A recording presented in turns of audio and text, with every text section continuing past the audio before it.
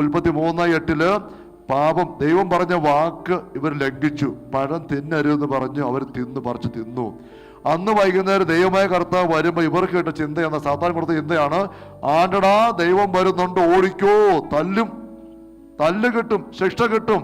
ദൈവത്തിന്റെ വാക്ക് നിങ്ങൾ ലംഘിച്ചില്ലേ, ഒരു ദൈവത്തിന് നിങ്ങൾ സ്നേഹിക്കാൻ പറ്റിയല്ല, ശിക്ഷിക്കാനാ വരുന്നു, ഓടിക്കോ എന്നുള്ള ചിന്ത ഇവർക്ക് വന്നു. അവർ ഓടി. ആ ഓട്ടം ഇന്നും നമ്മൾ ഓടിക്കൊണ്ടിരിക്കുക.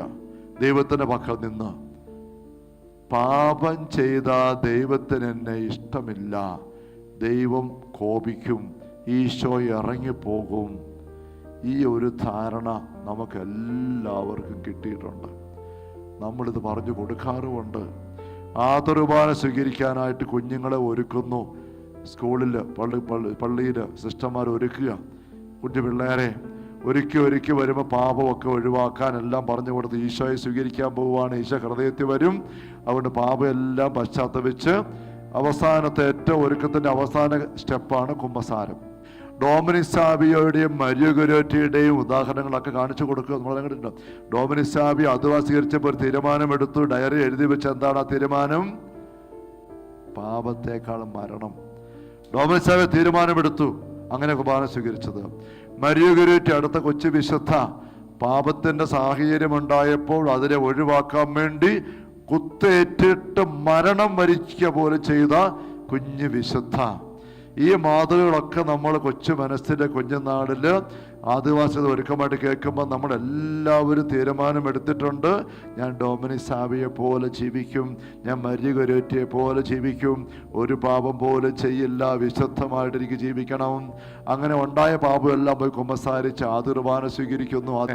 അങ്ങനെ ഈശോയും കൂട്ടി ഇറങ്ങി വരികയാണ്. സമ്മാനങ്ങളും ആഘോഷങ്ങളും ഒക്കെ ആയിട്ട് ആ പ്രഭാതവും കടന്നു വന്നു. വീട്ടിൽ വന്നു. ഗസ്റ്റൊക്കെ ഇതിലും വന്നവരൊക്കെ പോകാൻ തുടങ്ങി. ഏറ്റവും അടുത്ത ആൾക്കാരൊക്കെ ഇനി വീട്ടിലുള്ളൂ. ഉച്ചയാകാറായി. മുടിയൊക്കെ വീട്ടിൽ വന്ന മോൻ മുടിയൊക്കെ കൊണ്ട് അവിടെ കൊണ്ടുവച്ചു, രൂപത്തിൻ്റെ അടുത്ത് കൊണ്ടുവച്ച് എണ്ണ കൊണ്ടുവച്ചു. ഉടുപ്പ് മാറിയിട്ടില്ല. പിന്നെ കേക്കും പലഹാരമൊക്കെ എടുത്ത് കഴിച്ചോണ്ട് പിന്നെ ഇങ്ങനെ ആഘോഷമായിട്ട് നടക്കുക. എല്ലാവരും സമ്മാനമൊക്കെ മേടിച്ച് അങ്ങനെ കേക്കും കടിച്ചോണ്ട് ഇങ്ങനെ പെരയ്ക്കകത്ത് നടക്കുമ്പോണ്ട് ജനാലെ കൂടെ നോക്കി മുറ്റത്ത് ഒരു പാർട്ടി അങ്ങ് പോകുന്നു. നോക്കിയപ്പോൾ ആരാ? അനുജനാ, കുഞ്ഞനുജൻ. ഒന്ന് നോക്കിയപ്പോണ്ട് കുഞ്ഞനുജന്റെ തലയിൽ തൻ്റെ മുടിയിരിക്കുന്നു. ഏത് പള്ളിയിൽ നിന്ന് വന്നിട്ട് രൂപത്തിന്റെ മിന്നെ കൊണ്ട് വെച്ച മുടിയാ. ചേട്ടായുടെ തലയിൽ മുടിയിരിക്കുന്നത് കണ്ടപ്പോൾ പള്ളിയിൽ നിന്ന് അനുയായികൻ കൊതിയോടെ നോക്കിക്കൊണ്ടിരുന്നതാ. ഇപ്പൊ ചേട്ടായി മുടി അടുത്ത് വെച്ചപ്പോൾ അവനെടുത്ത് തലയിൽ വെച്ചിട്ട് അവരൊന്ന് ആഘോഷിക്കുക. മുറ്റത്തോടെ നടക്കുക, ഇങ്ങനെ മുടിയും തലയിൽ വെച്ചുകൊണ്ട് ഇങ്ങനെ നടക്കുക. എന്ന് മാത്രമല്ല, ഇടയ്ക്ക് അവന് മുടിയെടുത്ത് കൈ പിടിച്ചിട്ട് ഓരോ പൂ പറിച്ചെടുത്തിട്ട് ഇങ്ങനെ ഊതി പറപ്പിക്കുക. ഇത് കാണുന്ന ചേട്ടായിയുടെ ചിന്ത എന്നതായിരിക്കും? ഒരൊറ്റ ചാട്ടത്തിനാവും മുറ്റത്തേക്ക് ഇറങ്ങി ചെന്നിട്ട് ഓടി അങ്ങ് ചെന്നിട്ട് മുടി ഇഞ്ഞ് പിടിച്ച് മേടിക്കും. എന്നിട്ട് നോക്കിയിട്ട് ഒരൊറ്റ തൊഴിയും കൊടുക്കും. എടാ എൻ്റെ മുടി നീ നോക്കിപ്പോണ്ട് മുറ്റത്തൂടെ കിടക്കുന്നത് വാല് പൂക്കൾ ഓരോന്ന്. വീണ്ടും ഒരൊറ്റ തൊഴി കൊടുക്കുക. എടാ നീ എൻ്റെ മുടിയെല്ലാം പൂക്കളം പറിച്ചിടാം. ഇടിയും തൊഴിയും മേടിച്ച് കൊച്ചു കിടന്ന് കാറുമ്പോൾ കാറിച്ച കേട്ടുകൊണ്ട് അടുക്കളയിലുള്ള മമ്മി ഓടി ഇറങ്ങി വരിക. നോക്കുമ്പോൾ വരുമ്പോൾ കാണുന്ന കാഴ്ച അടുത്ത തൊഴിക്ക് വേണ്ടി കാല് പൊക്കിക്കൊണ്ട് തൊഴിക്കാൻ ചെല്ലുക ഇവൻ.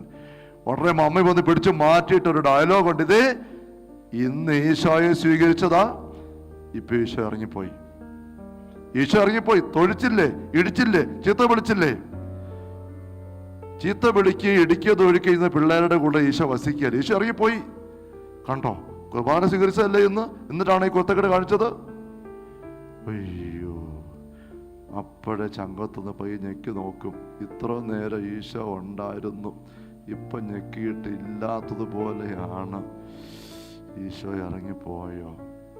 പോയി, ഇടിച്ചു, തൊഴിച്ചു, എല്ലാം. ഈശോ ഇറങ്ങിപ്പോയി. ഇനിയിപ്പോൾ എന്നാ ചെയ്യുന്നേ? മുടിയും പോയി, ഈശോയും പോയി. എന്നാ ചെയ്യുന്നേ? പൈ അമ്മ വിളിച്ച് വരയ്ക്കാത്ത കൊണ്ടുവന്ന് കയറ്റും. രൂപത്തിന് മുന്നെ കൊണ്ടുവരും. ദേ ഈശോയുടെ മാപ്പ് ചോദിച്ചോ? ഈശോ തല്ലും, ഈശോ വഴക്ക് പറയും. ചീത്ത വിളിച്ചില്ലേ, തൊഴിച്ചില്ലേ, ഇന്ന് ഈശോ സ്വീകരിച്ചോളൂ. കണ്ടോ, ഉടനെ നോക്കി ഇങ്ങനെ ഈശോയെ പേടിച്ച് നോക്കും. തിരുഹൃദയരൂപ ഈശോയുടെ മുഖം. ഇത്ര നേരവും രാവിലെ ഈശോ ചിരിച്ചോണ്ടാ നോക്കിയിരുന്നത്, ഇപ്പൊ ഈശോ ഇങ്ങനെ നോക്കുന്നത്. ഈശോ നോക്കാൻ പറ്റുന്നില്ല. ഈശോ നോക്കാൻ പറ്റുന്നില്ല. കുനിഞ്ഞു നിൽക്കുകയാണ്. പിന്നെ അമ്മ മുട്ട നിർത്തിയിട്ട് അനുതാപ സങ്കീർത്തനം പനസ്ഥാപ്രകടനമൊക്കെ ചൊല്ലിച്ച് കൊടുത്തിട്ട് മാപ്പൊക്കെ ചോദിപ്പിച്ചിട്ട് ഇനി ഒരിക്കലും ഇടിക്കാലോ തൊഴിക്കാലോ അടിക്കാലോ മാന്തുകയാലോ ഞുള്ളുകയാലോ എന്നൊക്കെ തീരുമാനം വീണ്ടും പറയിപ്പിച്ചിട്ട് പിറ്റേ ദിവസം വീണ്ടും പള്ളി കൊണ്ടുപോയി ഈശോ സ്വീകരിക്കാൻ. ഈശോ ഇനി ഒരിക്കലും ഞാൻ ഇടിക്കാലോ തൊഴിക്കാലോ മാന്തുക എല്ലാം ഉറപ്പ് കൊടുത്ത് ഈശോ കൂടിക്കൊണ്ട് വരും. ഉച്ചയാകുന്നതിന് മുമ്പ് അടുത്ത ഇടി നടക്കും. പിന്നെ ഇങ്ങനെ പല ദിവസമായി കഴിയുമ്പോഴേക്കും കൊച്ചിന് കിട്ടുന്ന ചിന്ത എന്താണ്?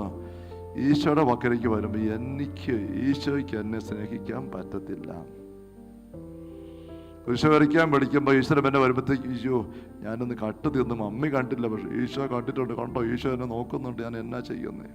ഞാൻ അവിടെ വെച്ച് അവരും ഇടിച്ചു തൊഴിച്ചു, മമ്മി അറിഞ്ഞിട്ടില്ല, പക്ഷെ ഈശോ കണ്ടു. ഞാൻ എങ്ങനെ കുരിശ് വരയ്ക്കാൻ വരും? കുർബാന സ്വീകരിക്കാൻ പള്ളിയിൽ പോകാൻ പറയുമ്പോൾ കടന്നുറങ്ങും, പള്ളി പോകാൻ തോന്നുന്നില്ല. എങ്ങനെ പോകുന്നത്? എങ്ങനെയാ? ചെന്ന് കഴിഞ്ഞാൽ കുർബാന സ്വീകരിക്കണ്ടേ? എങ്ങനെ സ്വീകരിക്കും? ഇത് ഞാൻ കുരുത്തക്കേട് കാണിച്ചു. അങ്ങനെ വർഷങ്ങൾ നീങ്ങുമ്പോൾ കൗമാരപ്രായമായി ലൈംഗിക മേഖലയൊക്കെ ഓണായിട്ട് വരുന്നു. അതിൻ്റെ കൗതുകങ്ങളായി എവിടെയെങ്കിലും വെച്ച് ആരെങ്കിലും തോണ്ടി പിടിച്ചു, അങ്ങനെ ചെയ്തു, ഇങ്ങനെ കാണിച്ചു, മൊബൈൽ ഫോണിൽ അത് കാണിച്ചു, അഴുക്ക് കണ്ടു.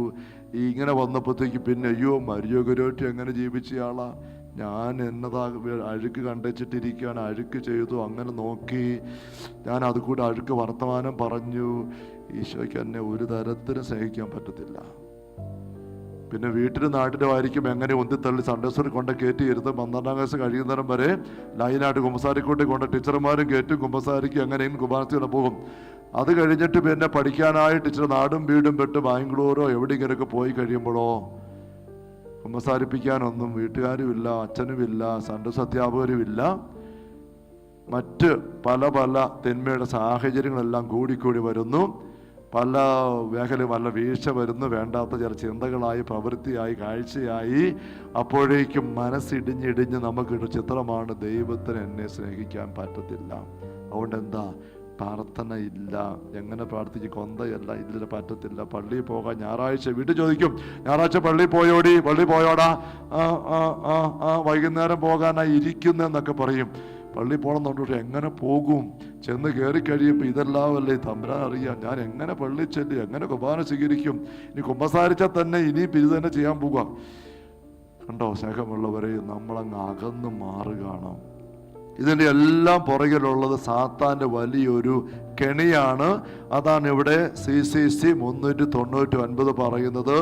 ദൈവത്തെ ഭയപ്പെടാൻ തുടങ്ങി, ദൈവത്തെക്കുറിച്ച് വികലമായ ധാരണ, തൻ്റെ പ്രത്യേക അവകാശ അധികാരങ്ങളെ പ്രതി അസൂയാലുമാണ് ദൈവം.